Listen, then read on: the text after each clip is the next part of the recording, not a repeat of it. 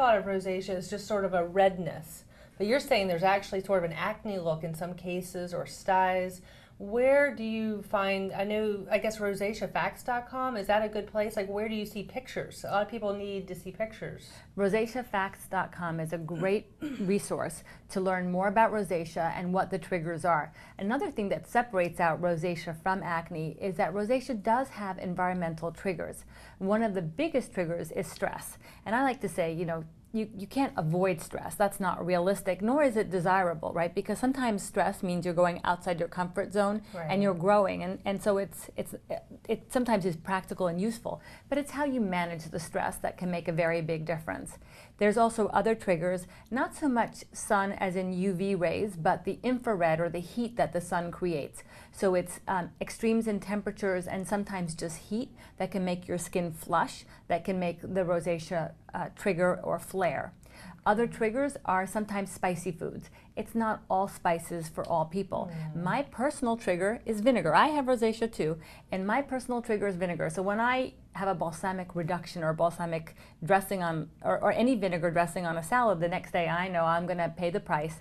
But sometimes it's worth it, and sometimes I have to be careful to try to avoid those triggers. So I always tell patients to look for the side dish. So whether it's a preservative or a spice, or a condiment, it's not usually the main dish. So it might be the soy sauce or the wasabi, but it's typically not the sushi itself that's causing that flare of rosacea. And you'll learn to identify your own triggers and try to avoid them over time.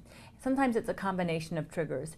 Alcohol is a big trigger. I was going to ask that, yeah. So the top list of triggers that I've noticed are alcohol, stress, and extremes in temperature.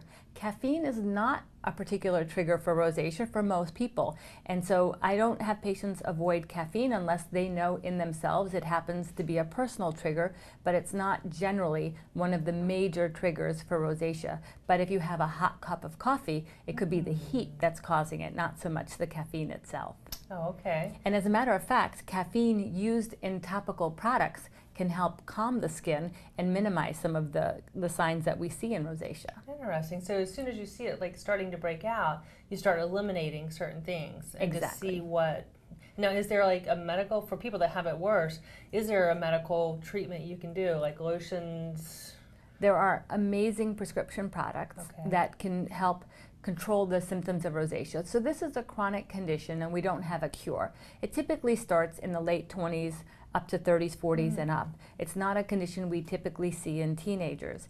And a lot of women are really offended by it because they think they've just outgrown their acne and what's happening to their skin now. And they often mistake it for acne. So they try the same medicines or adult acne medicines, and those can often make rosacea worse because they can be very irritating and drying to the skin.